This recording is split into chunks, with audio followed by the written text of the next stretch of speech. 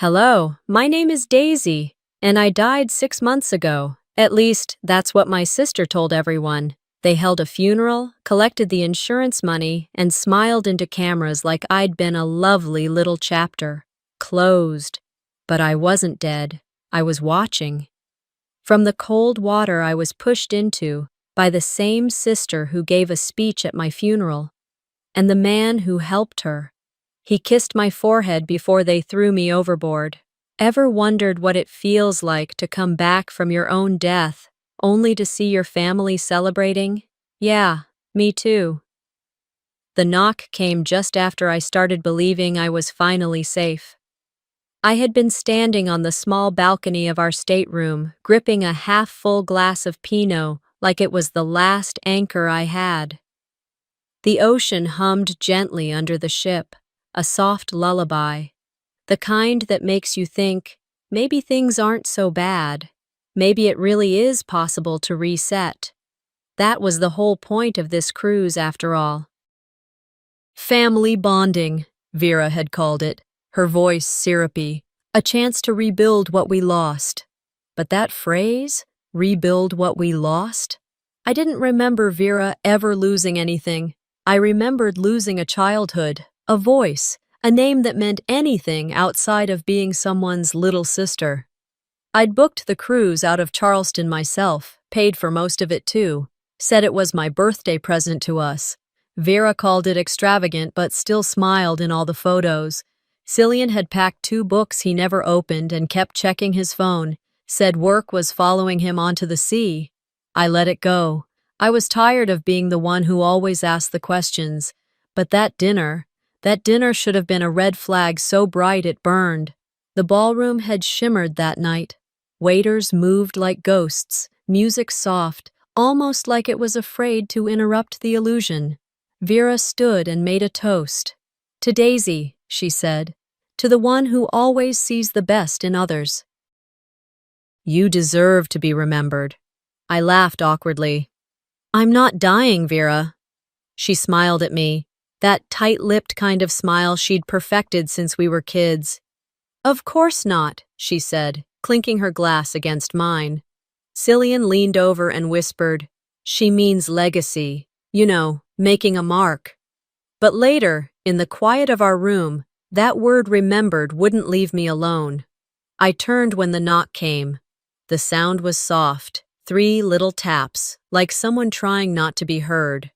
When I opened the door, Cillian was standing there, shirt slightly wrinkled, hair wet from a shower. He smiled in that casual, practiced way of his. You up for some air? He asked. It's our last night out here. I nodded and slipped on my sweater. We didn't speak much as we walked the deck. The sky was clear, stars scattered like forgotten confetti. He leaned on the railing, watching the waves. I stood a few feet away. You know, he said finally, you've always been the soft one in your family. I looked over. Is that a bad thing? He shrugged. Not bad, just unprepared. We watched the sea for a while longer. Then he turned and kissed my forehead, quick, mechanical. I'm heading in, he said. You staying out? I'll be in soon. He walked off, and I stayed, fingers curled tight around the metal railing. Something about that moment, it felt final, like I'd been filed away. The next morning, we docked. That's when I saw it. An email forwarded by Jenna, a friend from work. The subject line, in loving memory of Daisy Broderick. I opened it on instinct. Inside was a message from Cillian, addressed to my coworkers, my friends, even my old professor from community college. His words made my stomach flip. Daisy was the most generous soul, he wrote. She gave everything, expected nothing, and left this world better than she found it. I was the luckiest man to love her. I stared at it. We were still on the ship. I hadn't even packed my suitcase. Jenna's message followed. I didn't want to forward this. I didn't know how to respond. I'm so sorry.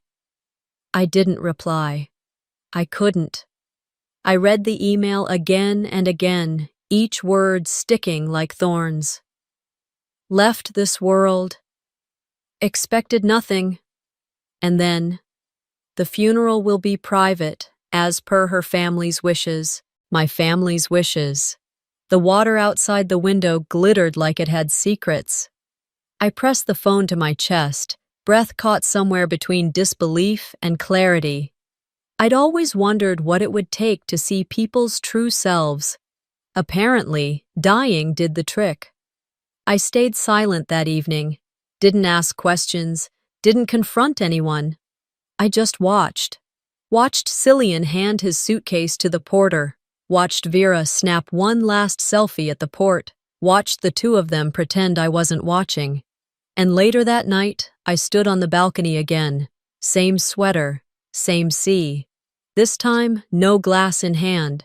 Just a question burning in my head. If I disappeared, would anyone really look? It wasn't fear that crept in then. It was something colder, something clearer. I went to bed, pulled the covers over me, and stared at the ceiling for hours. I wasn't planning an escape. I didn't have to. They were already doing it for me. The knock came just after I started believing I was finally safe. I opened the door without thinking, expecting maybe a steward or a staff reminder about checkout. Instead, there stood Cillian, clean-shaven, polished, a little too smooth for that hour of the night. He smiled, but it didn't quite reach his eyes. "Couldn't sleep," he said, tilting his head toward the hallway. "Thought you might want to take one more walk before we dock." I glanced over his shoulder. The corridor behind him was empty, too quiet for a cruise still technically partying. "Sure," I said, grabbing a light cardigan. We walked side by side in silence, the ship humming beneath our feet. His hand brushed mine once, then quickly withdrew. He looked out toward the water like it held all the answers. That same Atlantic I'd watched all week, wondering if I had finally done something right bringing this family together. When we reached the top deck, it was nearly deserted. A few leftover champagne flutes clinked on a cart. The ocean wind was gentler than I expected, considering what it was about to carry. He leaned on the rail, posture easy, as if we were just another couple enjoying the stars. I stood back, watching the lines of tension around his mouth. "You've been quiet tonight," I said, keeping my tone light. He shrugged. "Just thinking." "About what?" He looked over, his smile returning. How endings always feel more honest than beginnings. Before I could ask what the hell that meant, another voice joined us. "Romantic out here, huh?" Vera. I hadn't even heard her approach. She was holding a glass of wine, barefoot, her shawl trailing off one shoulder like she'd stepped out of a magazine spread. I noticed her wedding ring was back on. For appearances? For guilt? She walked to my side, brushing my arm slightly. "I always loved this view," she said, staring straight ahead. "It's good to close old chapters on calm seas." That line, it scraped something raw inside me. I suddenly felt outnumbered, like this wasn't just an impromptu stroll. Vera turned to me. "We should take a photo," she said softly. "Just you, against the night." I hesitated. "What for?" "For memories," she smiled. "You'll want to remember this night." Cillian pulled out his phone. Vera stepped behind me to adjust my hair like she used to when we were kids. Too rough, too quick. I laughed nervously and leaned toward the rail. I didn't hear her step closer, but I felt the shift in air. Her hands hit my back, firm, final. There was no scream, just wind and silence and the sky snapping sideways. My body twisted, weightless for a breath. I saw stars above and white foam below, spinning, then black. Everything went soundless, no splash, just cold, freezing, cutting. I opened my eyes underwater, salt burning, limbs flailing like they didn't belong to me. I didn't know which way was up. I kicked hard, lungs shrinking, until I saw shimmer, moonlight rippling through. My chest screamed for air. I broke the surface, coughing, gasping. The ship was already pulling away. They didn't look back. I treaded water for what felt like a lifetime. Every part of me ached. Every second I spent floating was another second they probably high-fived their plan into motion. Birthday trip, loving sister, accidental tragedy. I tried yelling once. Nothing answered but the tide. That's when I remembered something. My mother's voice from a night long ago when I cried about losing at school and Vera winning some science fair prize she didn't deserve. "You don't have to be like them," she had whispered, brushing my hair. "Just stay kind." I laughed in the water, hollow, bitter. Even kindness can be used against you. Hours passed. The horizon shifted colors. Eventually, a soft glow appeared. Faint, moving toward me. A fishing boat. I waved weakly, slapping water. A man's voice shouted. 2 men pulled me up. My knees buckled on the deck. Someone wrapped a jacket around me. I couldn't feel my fingers. I couldn't feel anything. They asked questions. I didn't answer. I just stared at the sea. They wanted me gone. So I'll disappear. For now. They erased me from the world. Now I'd erase the lies they built on my name. The fishing boat dropped me off just before dawn near a sleepy inlet town outside Savannah. The older man who steered it had eyes like tired sand. He didn't ask too many questions, just handed me a jacket and said, "God must have plans for you. Folks don't survive that kind of fall." He pointed me toward a diner with warm lights and a sign flickering, "Open." I thanked him, my voice cracked like old paper. The first person I spoke to since I fell. Inside, I sipped weak coffee and forced down a dry biscuit while the waitress stared at me. Not unkindly, more like she was trying to figure out if I was running to something or from everything. "I don't have money," I finally said, "but I need help." She nodded toward the corner booth. "Sheriff comes in around 6. You'll want to talk to him." At 6:07, he walked in.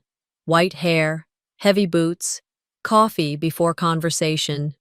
When I approached, his eyes scanned my face, the borrowed clothes, the bruises still blooming on my arms. "Name?" he asked. I hesitated. "Daisy Broderick." He frowned, flipped open his notepad. "ID? I don't have one. Phone? No." He sighed, motioned for me to sit across from him. "You in trouble?" "Yes," I said, "but not how you think." An hour later, I was at the station. I let them scan my prints, because what choice did I have? The deputy's face twisted when the screen pinged. He looked back at me like I was a riddle wrapped in grief. "This says, you're dead." I didn't flinch, just whispered, "That's what they wanted." He stepped out, came back with another officer. They asked if I'd like them to call next of kin. I laughed, not out of humor, but because the phrase was suddenly obscene.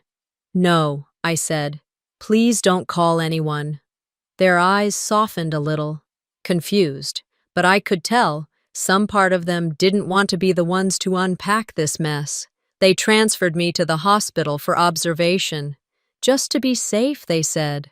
I think they meant just to be clear of it. The nurse was kind until the insurance form kicked back with a red flag. "Looks like this ID was associated with a settled claim," she mumbled, adjusting her glasses. "What kind of claim?" She looked up. "Life insurance. You sure you gave the right name?" I met her gaze. "I didn't die. Someone else made sure it looked like I did." She blinked slowly, unsure if I was a con artist or something more complicated. She stepped out without another word. Lying in that hospital bed, I stared at the ceiling tiles and wondered if I still had the right to want anything. A name, a home, a fight.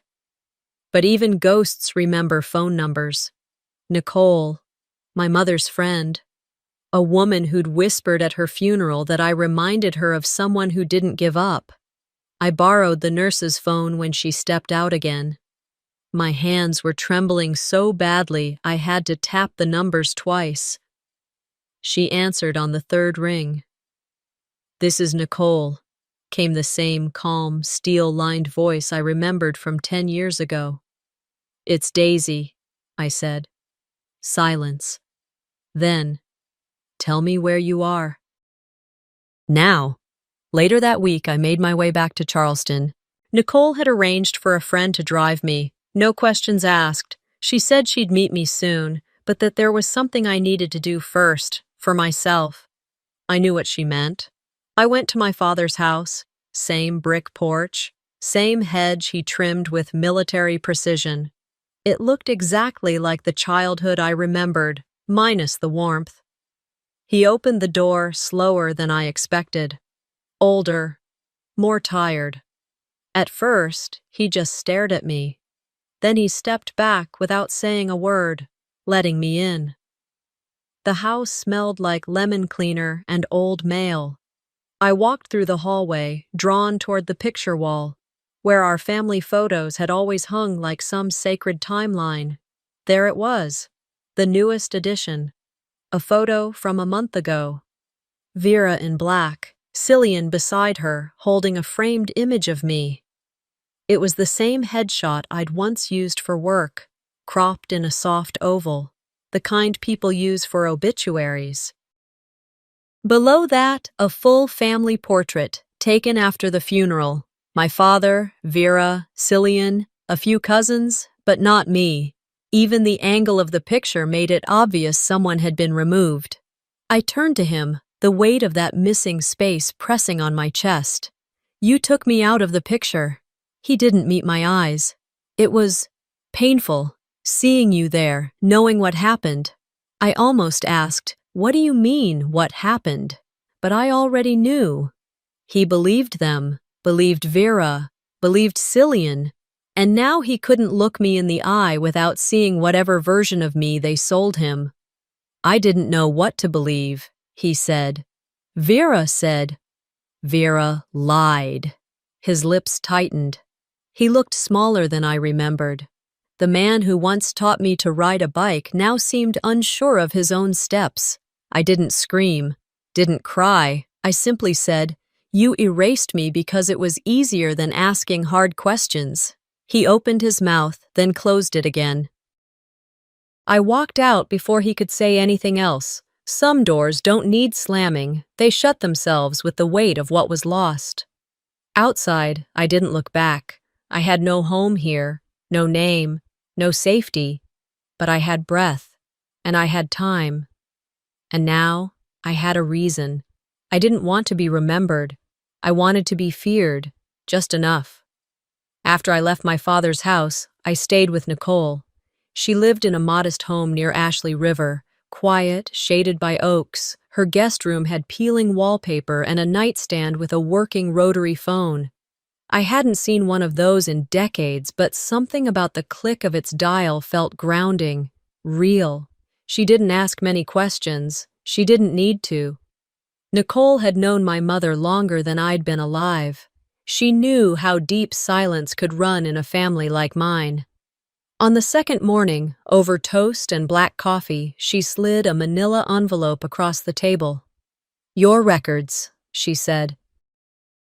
As much as I could get through legal back channels.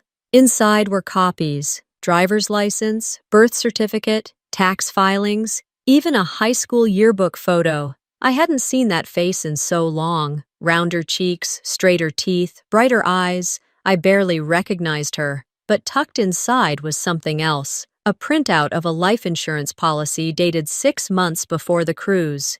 Policyholder, Daisy M. Broderick. Beneficiary, Cillian Broderick. Witness, Vera S. Alcott. Nicole didn't say anything. She didn't have to. I stared at the paper for a long time. The signatures looked authentic because they were mine. I remembered that day, actually. Vera had called it a wedding gift, a folder with financial planning documents. She said, "Let's get you two secured for life." Cillian had made a joke about how lucky he was to have someone who actually read the fine print. I laughed, then I signed. What I didn't realize until now was I'd signed the contract for my own erasure. Nicole cleared her throat gently. "You want to dig deeper?" "I want everything," I said. "Emails, transactions, timelines. I want to know when they started this." It took her 2 days. By then, I'd already moved into a small Airbnb under an alias, paid in cash. I spent most of the time walking the edges of the city, watching the world that still believed I was dead. On the 3rd day, Nicole handed me a thumb drive. "Start here."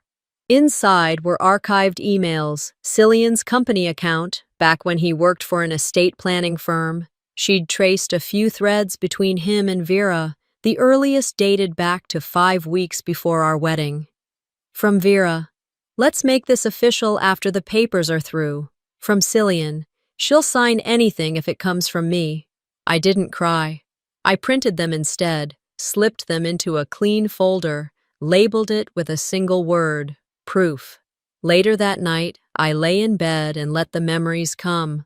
Our wedding day, the pale blue sky, Vera's too long speech that made more people laugh than cry, and then afterward, back in the suite, Cillian handed me an envelope.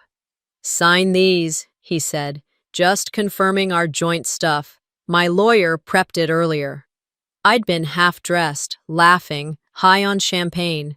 "You want me to do paperwork now?" "Come on," he grinned. "Let's make this marriage official." I'd rolled my eyes and signed. No wonder he'd framed the wedding photo so carefully. The smile in that picture wasn't love, it was closure on a contract. The next morning, Nicole drove us to a bank just outside downtown. She had posed as my financial advisor. We both knew my name wouldn't pull up normally in their system anymore. She chatted up the clerk, flashed a fake badge from the Consumer Trust Department, said we needed to verify an account linked to a life insurance deposit made on July 3rd. The clerk returned, flustered, and said, "It was paid out 3 days before the reported accident." I felt my stomach turn. They hadn't waited for me to die. They'd pulled the trigger assuming they were already clear. In the car, Nicole didn't speak. She didn't need to. I stared at the dashboard clock, watching the minutes tick by like a metronome of rage. That night, I stayed up, writing. I composed a short letter. "Vera, enclosed is a copy of the payout form. Your signature is lovely, mine's better. Next time, forge less convincingly. I'm not your asset anymore. No name, no return address, just a white envelope addressed to her spa's headquarters." The next morning, I walked it to a mailbox myself. I stood there a moment after dropping it in, letting the sound of it landing settle into my chest like the click of a locked door. She might not panic right away, but she would pause. That was enough for now. And the first time I saw the necklace, I nearly threw up right there on the ballroom floor. It was a week after I'd sent Vera that envelope, the one with the forged student loan paperwork and the simple note, "I may have been dead, but your debt wasn't." I didn't expect a response. I didn't need one. But I knew Vera. She wouldn't go quiet. She'd flinch, then double down. That's how she played every hand growing up. Smile, stall, strike harder. Nicole and I had decided I'd start rebuilding what was mine, legally, publicly, quietly. The best way to make them sweat was to show up in places they thought were safe. That's how I ended up at the Charleston Heritage fundraiser. It was hosted at the Magnolia Grand, a hotel that practically reeked of inherited wealth and curated smiles. Vera was on the sponsor list, of course. Cillian, too, listed as an investment advisor. I arrived alone, simple black dress, hair swept up, no name tag, no introduction. I wasn't there to mingle, I was there to watch. I moved along the back wall, weaving between white linens and half-sipped wine glasses. That's when I saw them. Center of the room, Vera holding court like she owned the air people breathed. Cillian stood beside her, too polished, his hand resting lightly on the waist of a woman I didn't recognize. The woman was maybe 10 years younger than me, blonde in that effortless way Vera always preferred for her assistants. Or her understudies, but it wasn't her face that stopped me cold. It was the necklace. Gold, dainty, a small oval pendant with a pale blue gem in the middle. It used to be mine. Vera gave it to me when I was 17, a rare, oddly sentimental moment. She'd come into my room the night before I left for college and laid it on my desk. "This was Mom's. You're the last one who actually reminded her of herself." I'd worn it every day that year. The woman wearing it now had no clue what it meant. But Vera did, and so did Cillian. That necklace wasn't an accessory. It was a warning. I felt my throat tighten. My fingers dug into the small clutch bag I was carrying. I moved closer, casually enough not to draw attention. My heels didn't echo. I was good at being quiet now. They turned as I approached. Cillian's eyes landed on me, and I saw it. The flicker, recognition trying to fight disbelief. He recovered fast, offering a smile. "Evening," he said, a little too smooth. "Enjoying the event?" I looked past him to the woman. "That necklace," I said softly. "It's lovely." She touched it with her fingers, smiling. "It was a gift." "From her?" I nodded toward Vera. The woman nodded. "She said it had meaning." I smiled politely. "It does. Just not for her." Vera's face didn't move, but her eyes, those gave her away, wide, frozen, calculating. I leaned closer. "If you want to keep smiling in public," I murmured, "I suggest you stop cashing things that don't belong to you." And then I walked away. I didn't wait to see their reactions. I didn't need to. I'd planted the seed, and that was enough. The air behind me felt different, tense, brittle, like a storm had just whispered through a quiet town. Outside, I exhaled. My heart pounded against my ribs, but it wasn't fear. It was power. By the end of that week, I had a new mailing address. A tiny apartment on the edge of Columbia. Nothing fancy, just clean, quiet, mine. Nicole helped me file the name change paperwork through the state. Not too dramatic, just reclaiming my maiden name, my real name, Daisy Ann Mercer. I opened a bank account, registered for a state ID, filed a restraining order under seal. Step by step, I built a new life on top of the old one they tried to bury. And at night, I made notes, diagrams, printed every document Nicole dug up. They thought they taught me how to disappear. What they really taught me was how to move through walls without anyone noticing. And I knew the moment that recording started playing, someone else would burn before I did. But before that night, before the dinner, before the reveal, I had to watch them pretend. It was another fundraiser, Vera's favorite type of stage. This one for a historic preservation society she never actually volunteered for. But her name was printed on every flyer next to Cillian's as Distinguished Community Leaders. It was all part of their theater. I arrived 30 minutes before the speeches were set to begin. The ballroom glowed with chandelier light, the kind that made everyone look just a little more polished than they were. I moved slowly along the back edge, close to the curtains, blending into the white-gloved servers and murmuring caterers. They didn't see me come in. That was the point. Cillian was wearing the same black tux he'd worn at our wedding. Vera looked like money incarnate, gold dress, hair in a flawless updo, too perfect lipstick. It took everything in me not to laugh at how obvious it was. They were performing again. Only this time, I was the audience they didn't know they had. The woman on Cillian's arm that evening wasn't the blonde from last time. She was brunette, maybe early 30s, with the kind of posture that said she knew how to play this game, but she didn't matter. What mattered was what hung around her neck. That necklace, the blue pendant, the inscription, "No one understands you like your sister." When Vera had handed it to me years ago, she'd said it was a sign we'd turned a page, that all the fights and rivalry were behind us. I believed her. Fool that I was. Now here it was again, draped across someone else's collarbone, on someone who probably didn't know the stone was fake, and the sentiment worse. I moved in, slow and steady, as if drawn by the music alone.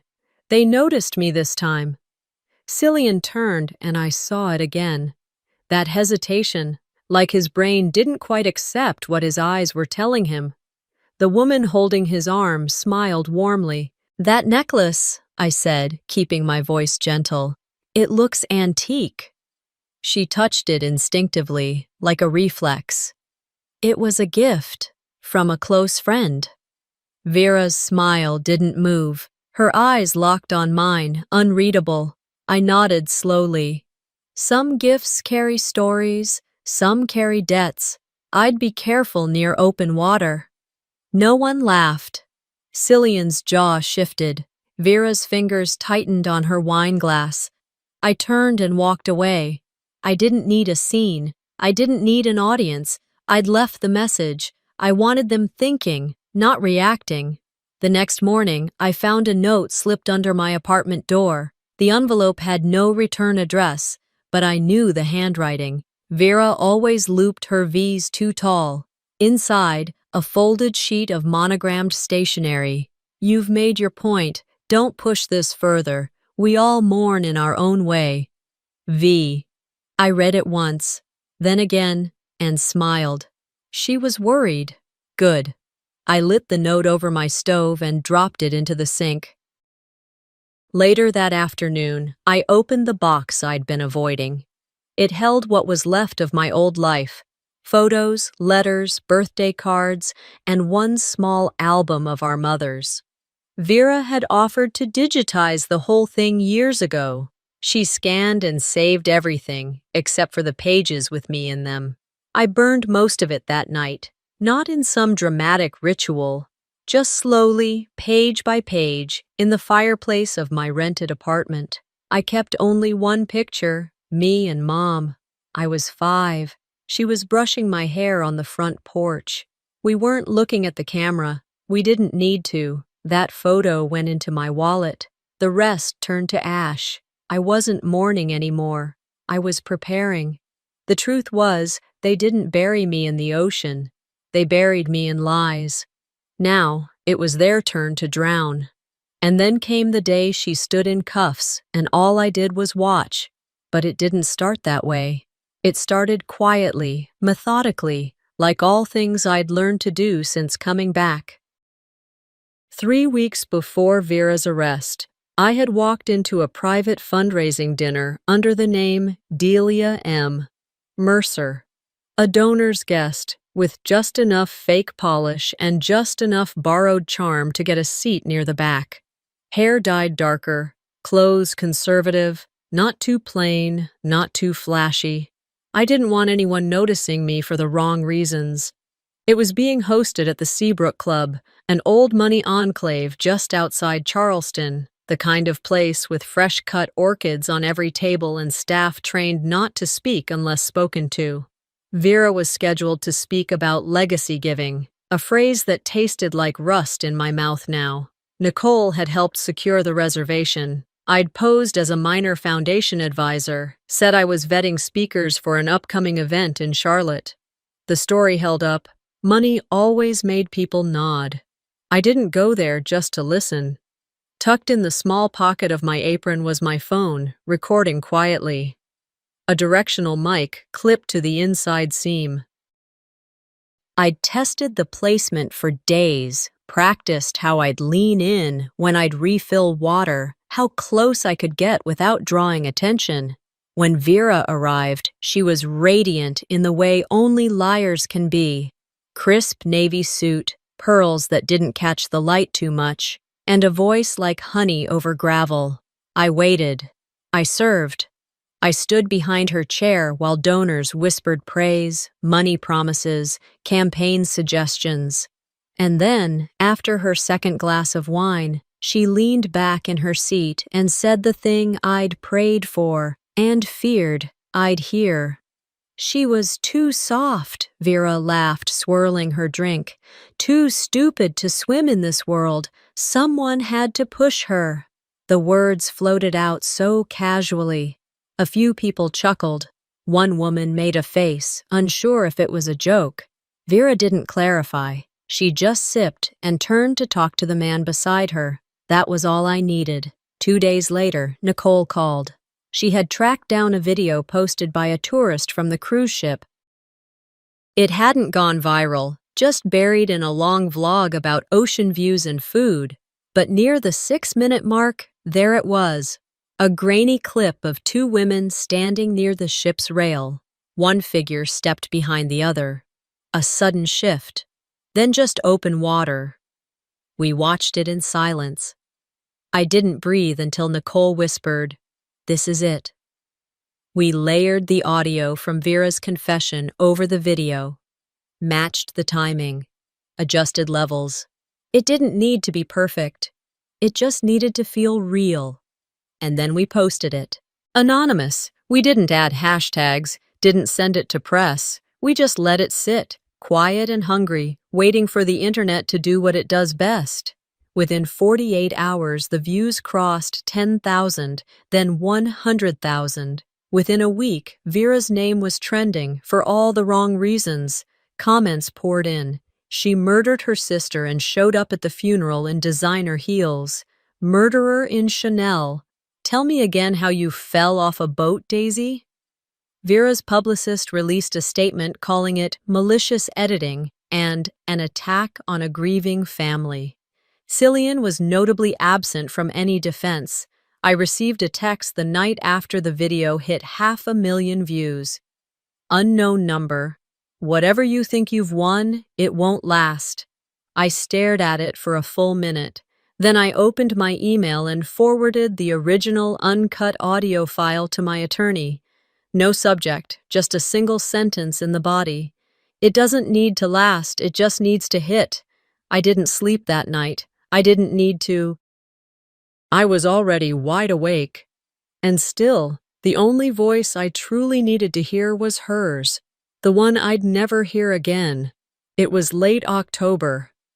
Charleston's morning air had turned crisp, the kind that clung to your coat and whispered fall into your bones.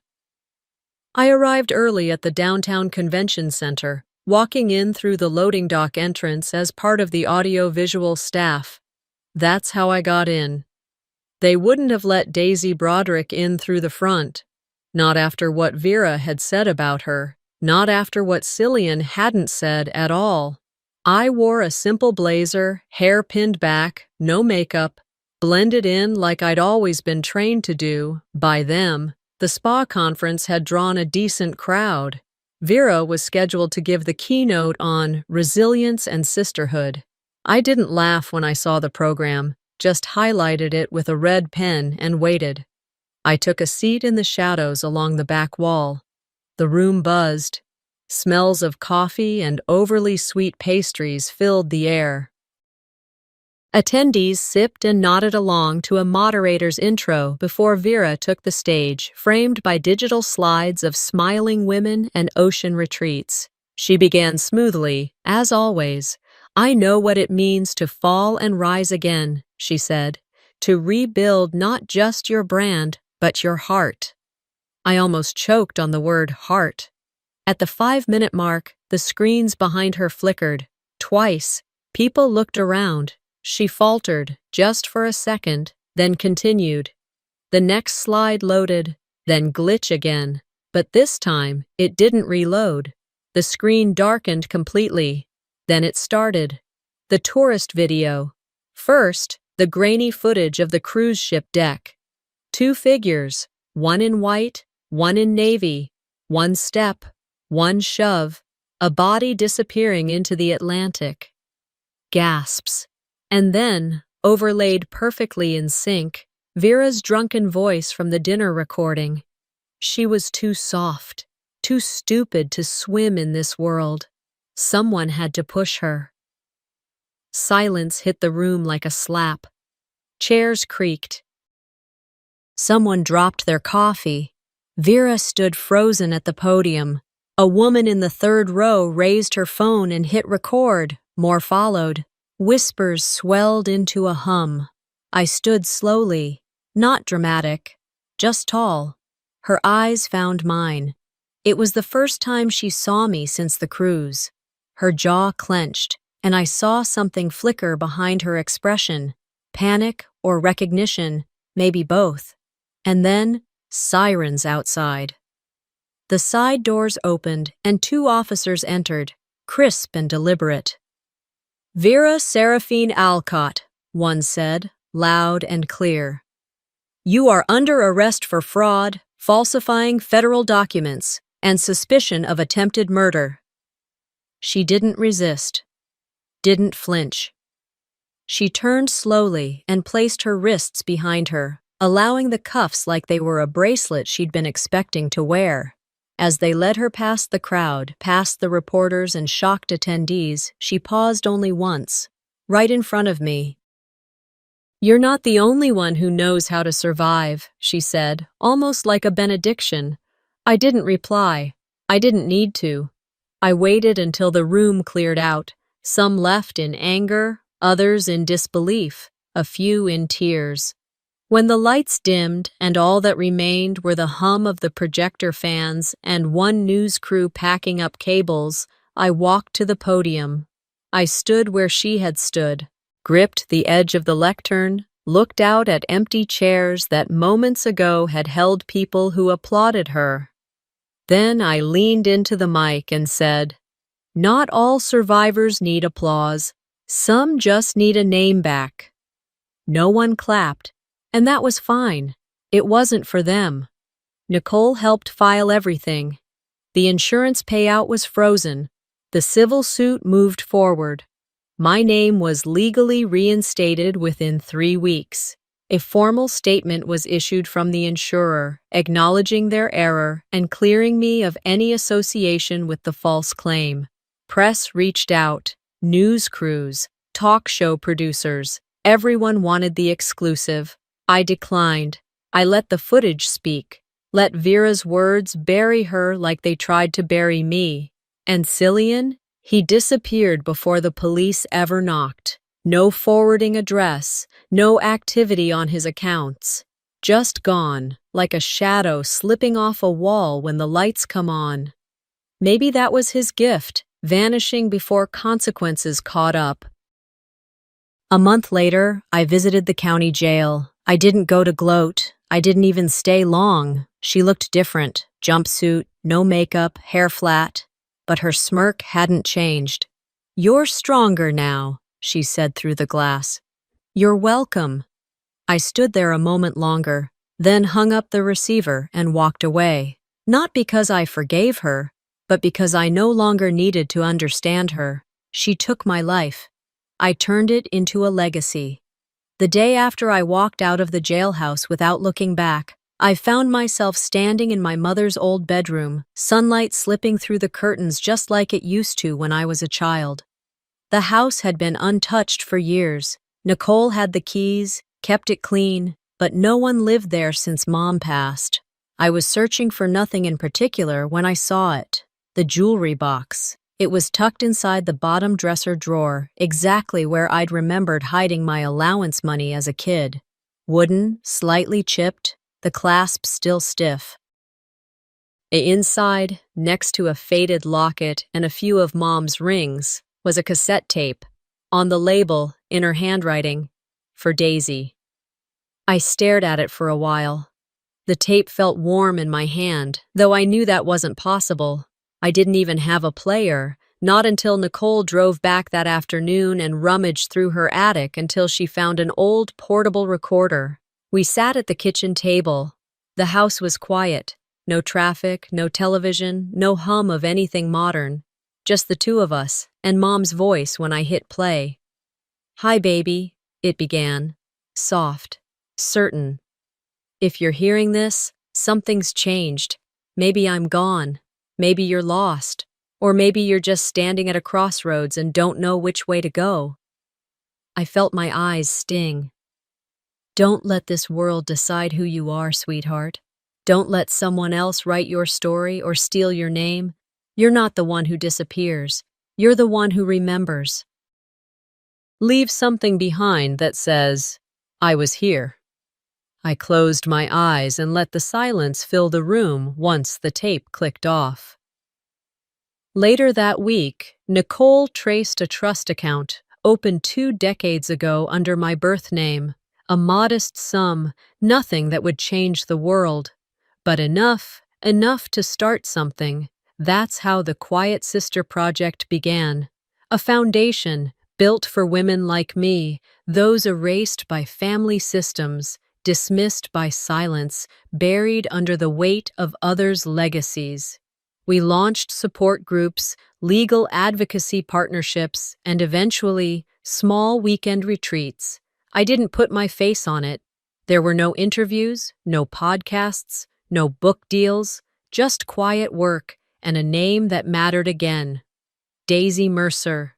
No hyphen, no husband's name, no sister's shadow. As for them, Vera was sentenced to 8 years. Parole might shave it down to 5. She made one statement during the trial: "I did what I had to do." Her attorney called it a misguided business decision. Cillian vanished. There's a federal warrant, but no one's seen him. His accounts are frozen, his car abandoned in Georgia. Occasionally, I'll get a call from some agency or reporter asking if I've heard from him. I always say the same thing. I don't chase ghosts anymore. I moved into a small house near Edisto Beach. It's nothing like the home I grew up in. And that's the point. This one's filled with light. Real light. No family portraits in the hallway. Just one picture in my office. Me and Mom on the swing out front, her arm around me, my smile real. Some mornings, I sit there with a mug of coffee and reread the mission statement of the foundation. I ask myself, quietly, if Mom would have been proud. And then I remember, she always was. She just didn't get the chance to say it out loud. Not all survivors need applause. Some of us just need the space to build something honest, something that can't be bought, edited, or insured. They tried to write me out, not just out of the will or the pictures or the documents, but out of memory, out of value, out of being someone worth fighting for.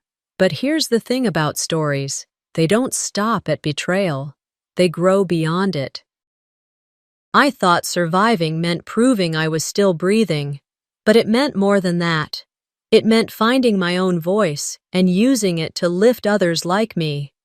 She pushed me into the sea, but I came back not to punish. I came back to build. They wrote me out of the story. So I wrote a new one, stronger, louder, mine. Some stories aren't just about survival. They're about taking back what was stolen, piece by piece. Daisy didn't come back for revenge. She came back to rebuild. And maybe that's the real power, not in punishing the people who broke you, but in refusing to let them define your ending. What would you do if your own family tried to erase you? If this story moved you, don't forget to like, share, and subscribe. More true life-inspired stories are coming, stories about strength, betrayal, and the quiet fight to be seen.